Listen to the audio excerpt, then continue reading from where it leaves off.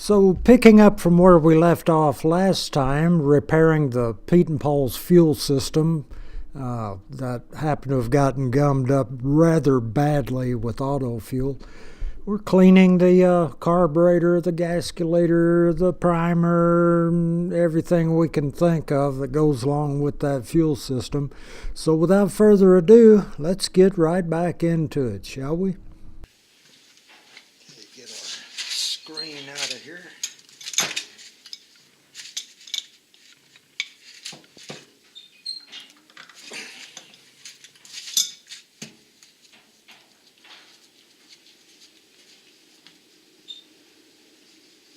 Good gravy.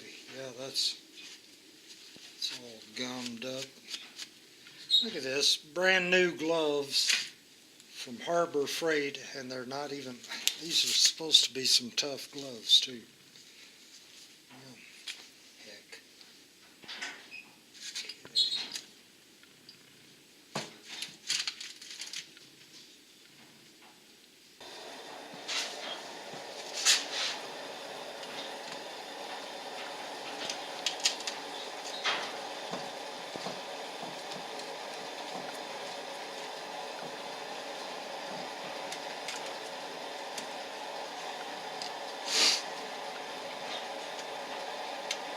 Boy, it's cold out here, boys. Arctic cold front arrived with a vengeance.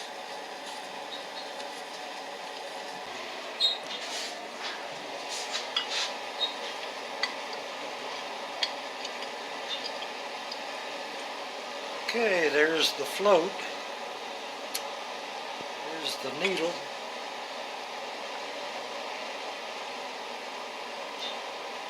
Stainless steel needle.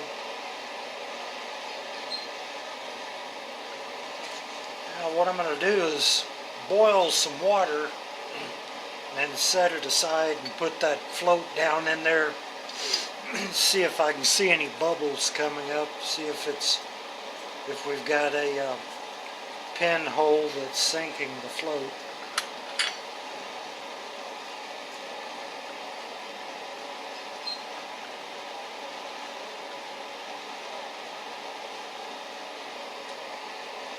I'm going to put it in solvent and clean it out, clean those jets out. Well, jet right there.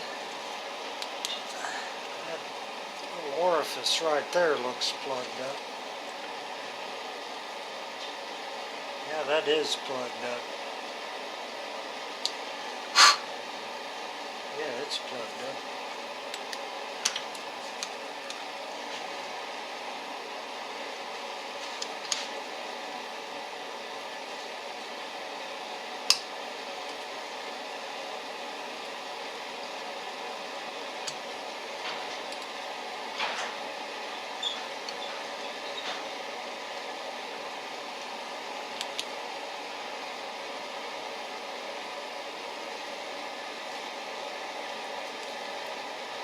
Yeah, it's plugged up tighter than Dick's hat band.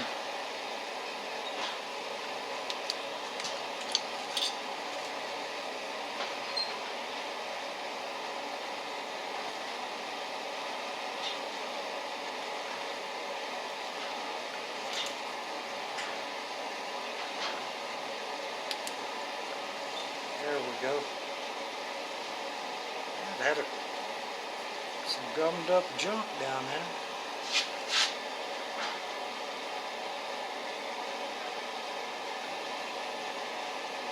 Yeah, that needs the old solvent treatment.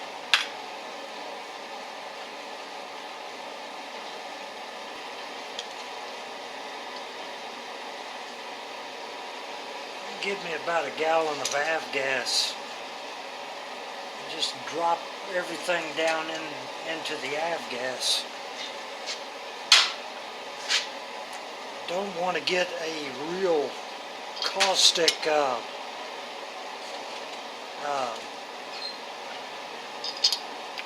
solvent. I don't want to get it to eating up that cast aluminum. I think maybe some avgas would be just the ticket.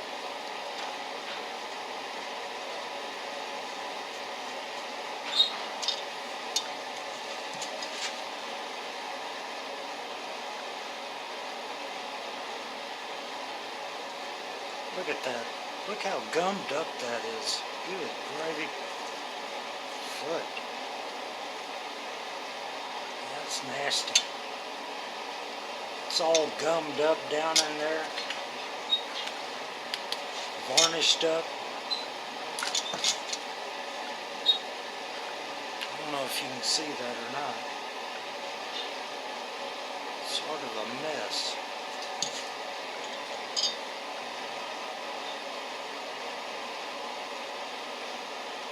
Float chamber's got a bunch of debris in it.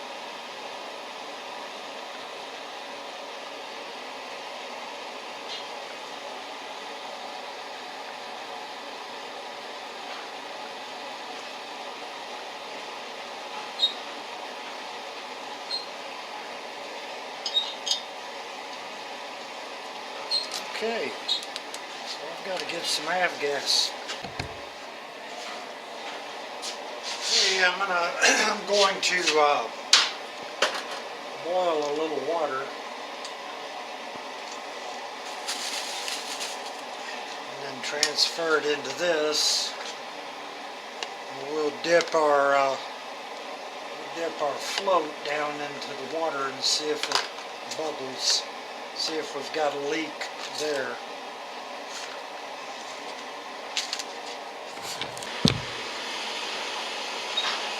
Yeah, it's kind of chilly out here tonight, boys.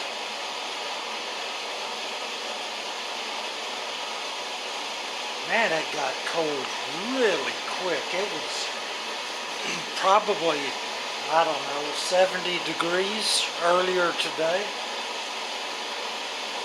Man, when that cold front hit, it hit with a vengeance. Okay, we have boiling water.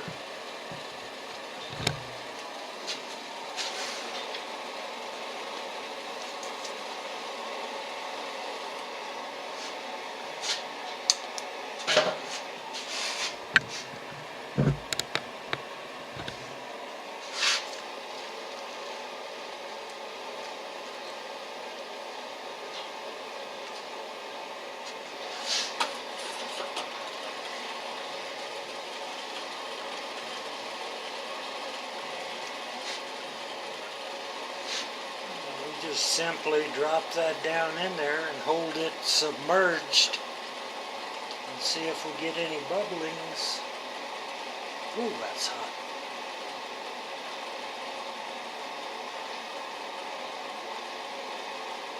Nope, it's in good shape. So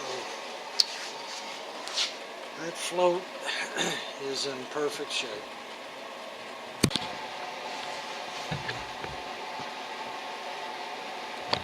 Well, that's about all we can do for tonight.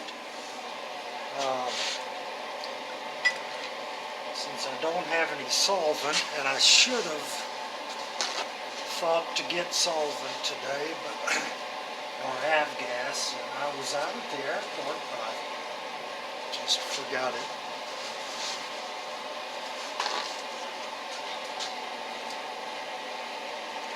So maybe we'll get it tomorrow and put this stuff in to soak overnight. Put that little baby back together and get it on the airplane. Okay, we're back in the shop. It's a few days before Christmas. It's cold outside, boys. We've been having a cold front. Well, for some of you snowbirds up there, I guess 40 and 50 degrees that we're experiencing isn't much of a cold snap to you guys. It sure is to us. Or to me, anyway. I'm just cleaning the gunk off of this air box. We'll be taking the carburetor out of the solvent and blowing it out, looking at it, putting it back together.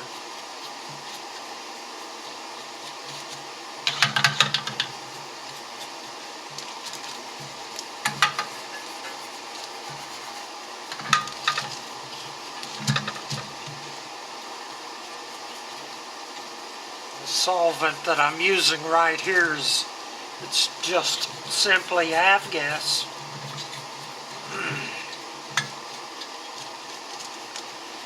That old nasty varnished up car gas has affected everything, including the air box. It's kind of gummed it up too, believe it or not.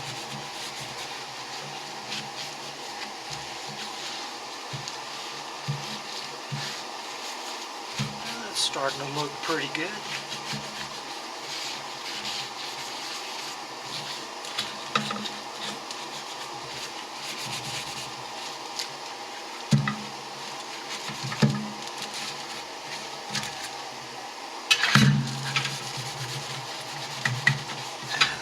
More sticky stuff down there.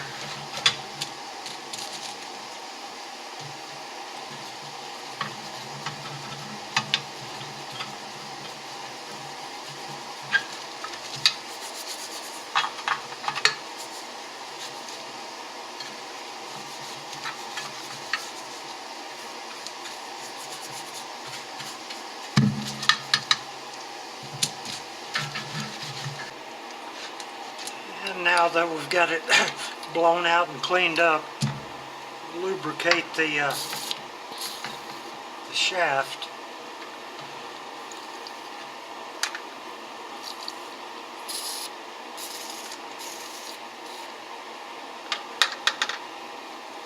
A little bit. Wipe the lubricant off and get to the carburetor.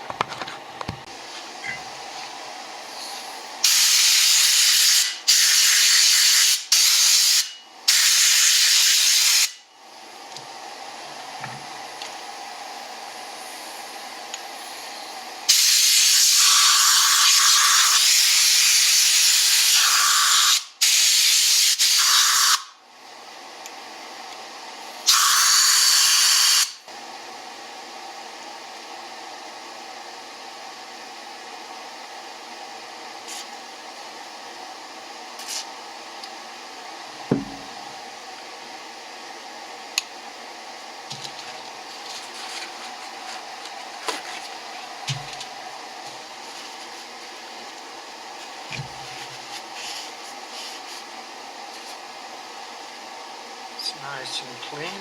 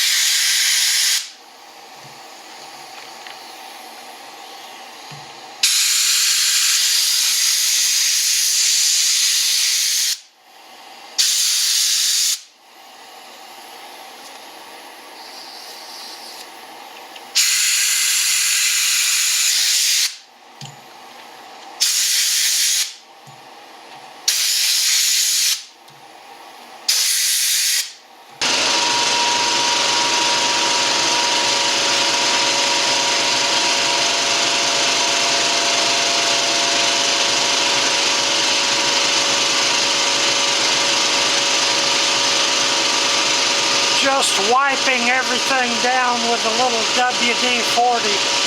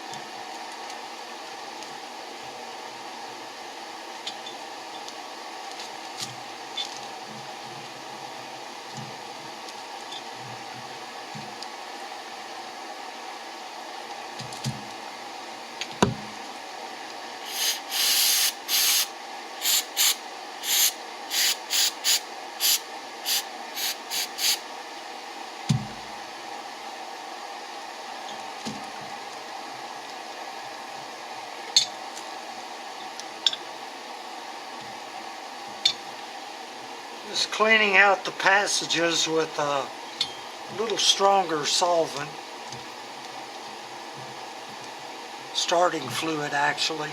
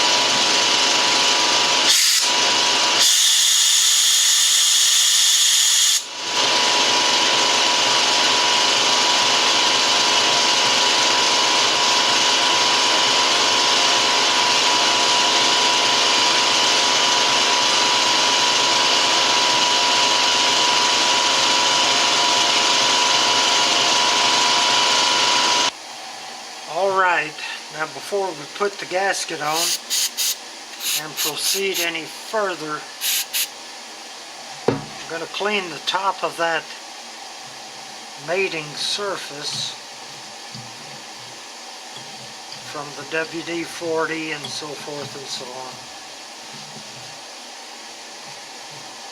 And then we will carefully place our gasket there. We don't see anything that needs to be polished out. Everything looks good. Alright. Let's get out of the way. Put our gasket on there. We're not going to put any Permatex or anything like that. Just going to mount it with the gasket just the way it is. This is it's almost like cardboard. It's a standard gasket material. You can buy a kit probably from El Reno, and good Lord, I don't know how much they would charge. Probably an arm and a leg for all of the gaskets and the float washers and all of that. But this gasket looks good and we're going to use it.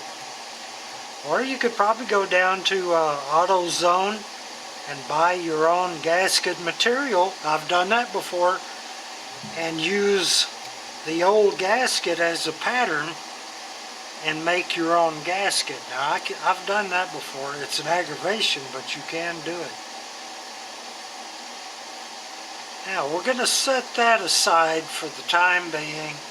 Take the top out of the carburetor and clean it, blow it out, WD-40 it, lubricate the butterfly valve and all of that, and get it ready to mount. Alright, here's our top, fresh out of the solvent.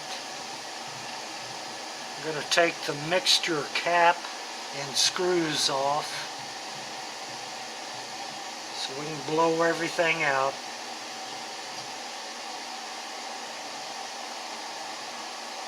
Ooh, what is that?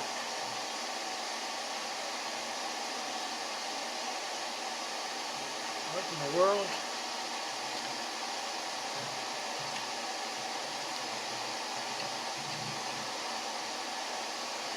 Look at that gummed up stuff. Look at that. Wow. Well, it looks like the solvent has done its job. You know what? Man, that's still filthy. I'm going to clean on that a little bit.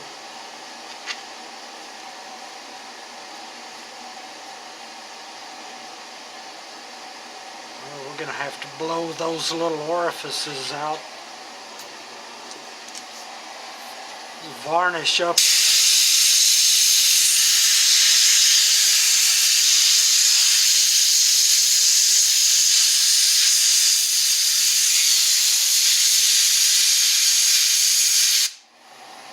those little holes, I don't know if you, there's a series of 5 holes, and 3 of them were plugged up. Of course, this is your mixture, but you don't want any of that crap plugged up.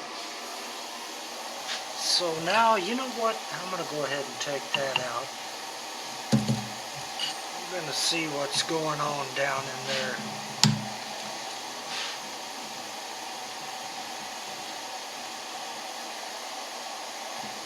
It may be plugged up tighter than Dick's hat band down in there.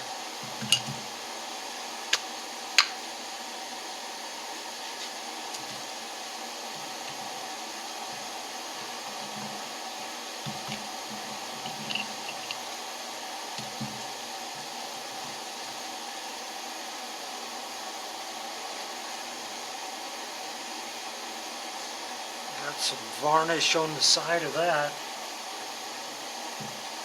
Boys, that's going to need a little more dousing in the avgas.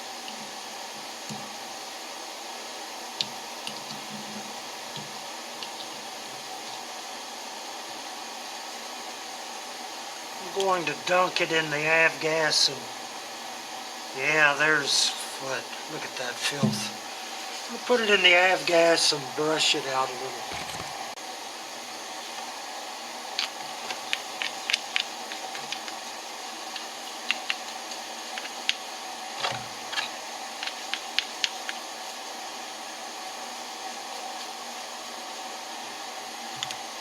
Get a deeper bucket of avgas.